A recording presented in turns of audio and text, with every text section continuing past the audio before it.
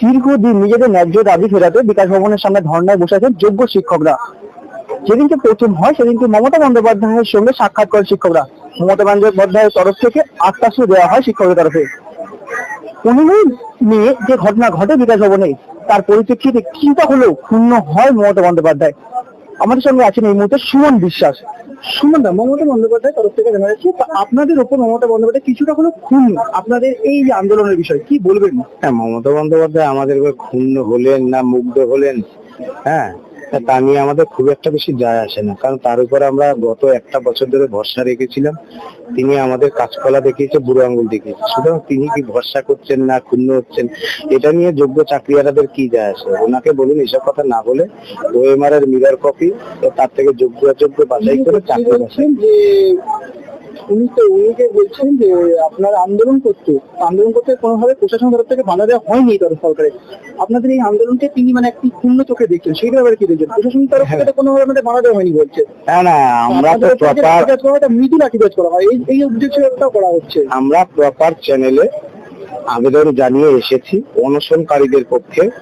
যে চিঠি বিধাননগর থানায় দেয়া আছে আপনারা দেখবেন। পুলিশ বাধা দিয়েছে কি দেয়নি, এই যে জায়গাগুলো আপনারা প্রবেশ করতে চাইছেন, এটা আমাদের কাছে বড় বিষয় নয়।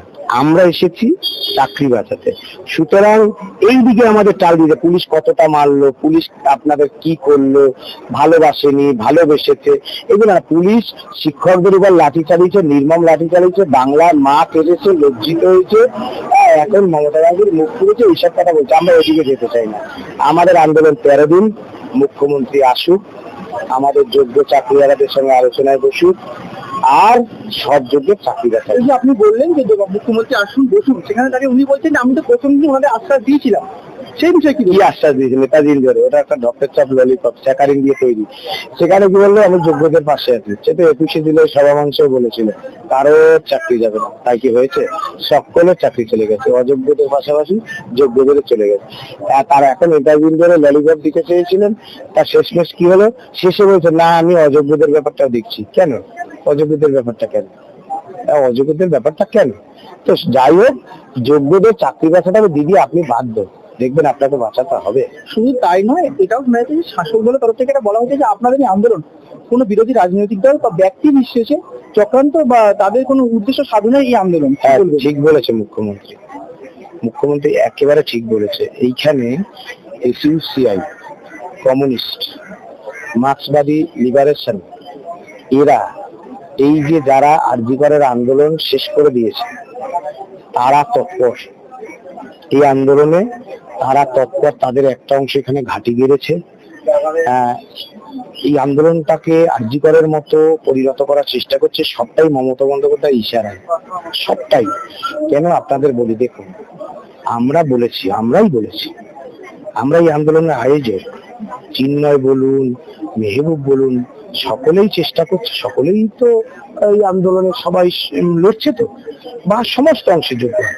সেখানে আমরা বলেছি যে সমাজের সব অংশের মানুষ আসা দরকার। সিপিএম, বিজেপি, তৃণমূল, যত রাজনৈতিক দল আছে দলীয় ঝান্ডা ছেড়ে আসা দরকার। আমরা শোভনদেব চ্যাটার্জি, সুব্রত বক্সি, পার্থ ভৌমিক, তৃণমূলের অভিষেক বন্দ্যোপাধ্যায় সবাইকে ডেকেছি।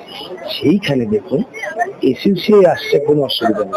যে আমার দিন রাত, এই যে মাহাতোরা দিন রাত আসছেন, বুঝতেই পারছেন, দিন রাত আসছে। নকশাল, তারা দিন রাত করে আছে ঘাঁটি গেড়ে, তাদের এজেন্ডা চালাচ্ছে এখানে, এবং তাতে কোনো অসুবিধা। শতরূপ বাবু আসছে, কোনো অসুবিধা। শুধু অসুবিধা কেবল বিরোধী দলনেতা। এর দ্বারা সহজে অনুমান করে ফেলা যায় যে এরা যতটা না দুর্নীতির বিরুদ্ধে চাকরি ফেরতের দাবিতে লড়ছে, যতটা না এরা শাসক বিরোধী, তার থেকে বেশি হচ্ছে এরা বিজেপি বিরোধী।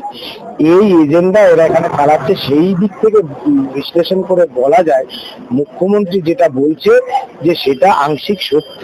সেটা মুখ্যমন্ত্রী ইশারাই ওই নকশাল কিংবা এসইউসিআইটা করতে পারে। অন্য কেউ এখানে নেই। এটা চাকরি ফেরানোর আন্দোলন। আমরা এইসব উত্তরগুলো দেবো কেন? আমাদের স্পেসিফিক বক্তব্য, আমাদের চাকরি চুরি গেছে, চাকরিটা ফেরত, ব্যাস এইটুকুই কথা। চাকরিটা আপনি কিভাবে ফেরত দেবেন আইনের মাধ্যমে, সেই চেষ্টা করুন। ছোট দিয়ে শুরু করি, তারপরে বলছি দাদা, আরজি করে না তোমাদের আন্দোলন যে অর্থ সাহায্য, অর্থ নিয়ে প্রশ্ন উঠছে, কি বলবে সেই বিষয়ে? না, আমাদের আন্দোলনে অর্থ সাহায্য সরাসরি এরকম ভাবে কোথাও হয়নি। যখন আমরা এসএসসি অফিসের সামনে অবস্থান করছিলাম তখন নিজেরা এসে জিনিসপত্র কিনে দিয়ে গেছেন, এরকম অনেকেই আছে। কেউ নিজেদের মতো করে আমাদের সাহায্যার্থে কিছু দিয়ে গেছেন, ঠিক আছে। এরকম ভাবে তারা সামনাসামনি সকলের সামনেই সেগুলো অর্ডার দিয়েছেন, অথবা ব্লিঙ্কিট থেকে অনলাইন অর্ডার দেওয়া হচ্ছে, আমাদের ওখানে পৌঁছে গেছে, এরকম ভাবে সাহায্য করেছেন। আমরা দেখলাম একটা অনলাইন পেপার 365 দিন এরকম নাম আছে, তো সেই পেপারটা কি বাজে মানে একটা খবর ছড়িয়েছে, মিথ্যা খবর ছড়িয়েছে। গতকাল লিখেছিল মন্ডলের একটা চক্র, জঙ্গি চক্র। তো তারা এই আন্দোলনটাকে জঙ্গি আন্দোলনের নাম দিয়েছেন। তো তারা তো আসল জঙ্গি, যারা এই খবরটা করেছেন বা যাদের এটা পেপার, তারা হচ্ছে জঙ্গি, তারা সন্ত্রাসী। তাদের ইমিডিয়েটলি গ্রেপ্তার করে ফাঁসির সাজায় ঝুলিয়ে দেওয়া উচিত। কারণ শিক্ষাকর্মীদেরকে তারা জঙ্গি বলছেন, এত বড় সাহস তাদের হয় কি করে? তাদেরকে পুলিশ দিয়ে পেটানো উচিত, তারা এত বড় সাহস পায় কি করে?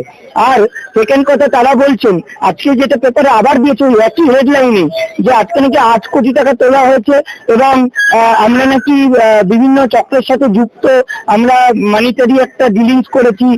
তো একদম ক্লিয়ারলি বলে দিচ্ছি, আমাদের সমস্ত ডেটা মানে এই মানিটারি ডিলিং সবকিছু অনলাইনে ব্যাংক অ্যাকাউন্ট, যে একটা অ্যাকাউন্ট এবং কিউআর কোড তুলে ধরা হয়েছে, ওই অ্যাকাউন্টে পুরো ডিটেলসটা আছে। আমরা অডিট রিপোর্ট বার করেছি 2-3 বারের, এবং সামনে যখনই সরকারি পোর্টাল খুলবে পুরো সরকারি ভাবে আমরা অডিট রিপোর্ট প্রকাশ করব। কোথায় কি ডিলিংস হয়েছে, কত টাকা খরচ হয়েছে, সমস্তটা আমাদের পিটিশনাররা জানে। পিটিশনারদের বাইরে কারোকে জানানোর আমাদের দরকার পড়ে না, আমাদের পিটিশনাররা জানে, দ্যাট ইজ অল। লিগ্যালি কোনো অ্যাকশন নেবেন এই আমরা ভাবছি, কারণ এরকম ভাবে উল্টোপাল্টা খবর ছড়ানো, মানুষ উল্টোপাল্টা লেখে কিছু অভিযোগ জানায়, সেগুলো সহ্য করা যায়, কিন্তু এইভাবে জঙ্গি আন্দোলন, জঙ্গি চক্র, এগুলো কি ধরনের ভাষা? অশ্রাব্য, মানে একটা গালাগালির থেকেও বাজে ভাষা। একটা পেপার কিভাবে এটা লিখতে পারে? এইসব পেপার তুলে দেওয়া উচিত। এরা খবর করতে জানে না, বেকার ভুলভাল খবর রটিয়ে একটা বিভ্রান্ত ছড়ানোর চেষ্টা করে। আবার লিখেছেন কিছু শিক্ষক শিক্ষিকা তাদেরকে বলেছেন, এইসব খবর দিয়েছেন। আমরা জানতে চাইবো কোন শিক্ষক শিক্ষিকা, কারা তাদেরকে খবর দিয়েছেন, আর তারা তাদের মুখের কথাতে খবর করে দিলেন। আমরা দুজনকেই ছাড়বো না, দুটোকেই স্টেপ নেবো এবং জানতে চাইবো কোন শিক্ষক শিক্ষিকা বলেছেন এবং তারা তাদের কথাতে কিভাবে যুক্তি না পেয়ে, কোনো তথ্য না দিয়ে খবরগুলো করলেন। আমরা কাউকে ছাড়বো না। মমতা বন্দ্যোপাধ্যায় বলছেন যে তিনি আন্দোলনকে সমর্থন করছেন, কিন্তু প্রতিটা আন্দোলনে একটা লক্ষণ রেখা থাকা দরকার। কোন লক্ষণ? দেখুন, মমতা বন্দ্যোপাধ্যায় যেটা বলেছেন আমরা শুনেছি, উনি বলেছেন একটা লক্ষণ রেখা থাকা দরকার। উনি হয়তো বিকাশ ভবনের গেটটাকে একটা লক্ষণ রেখা বলেছেন, আমরা এটা বারবার পেরিয়ে যাবো, এটা নিয়ে কোনো সন্দেহ নেই। এই লক্ষণ রেখা পেরোতে আমাদেরকে আটকাতে পারবে না। কিন্তু কথাটা হচ্ছে, আমার এটা পেরোলেই যে আমার জয়যুক্ত হবে সেটা নয়। উনি এটা বলেছেন, একদম ঠিক করে বলেছেন, সুপ্রিম কোর্টের অর্ডারটাই সব থেকে ভাইটাল। সুপ্রিম কোর্ট যেটা বলবে সেটা আমরা মানতে বাধ্য। কিন্তু আজকে বলুন তো, দুর্নীতি করলো এরা, দায়ী এদের, দোষী এরা, তার মানে দায়টা আমরা কেন ঘাড়ে নেব? আমাদের উপর দিয়ে কেন বর্তাবে সেটা? আমরা কেন সাজাপ্রাপ্ত হবো? আজকে যদি বলে দেয় যে এতদিন ধরে চাকরি করার পর হঠাৎ করে ফ্যামিলি নিয়ে রাস্তায় বসে যেতে হবে, তখন বলবে সুপ্রিম কোর্ট বলেছে দোষ আমাদের ছিল, চুরি আমরা করেছি, দুর্নীতি আমরা করেছি, তোমরা মেনে নাও। আমরা এটা মেনে নেবো? এত সহজ? এরকম ভাবে কখনো হয় না। রাস্তার আন্দোলনের মতো চলবে, আইনি পথ, আইনের লড়াই আইনের মতো করে চলবে। কিন্তু আমরা যখন দেখছি আমাদের অধিকার থেকে বঞ্চিত হচ্ছি, আমাদের স্বার্থ সুরক্ষিত থাকছে না, শিক্ষা ব্যবস্থার উপরে বড় একটা প্রভাব পড়ছে, সেখানে দাঁড়িয়ে আমরা তো কথা তুলবো। কিন্তু এসএসসি ভবনের সামনেও দেখেছিলাম যে আপনাদের মধ্যে যারা রয়েছেন চাকরি হারিয়েছে, তাদের মধ্যে একটা বিভাজন তৈরি হয়েছিল।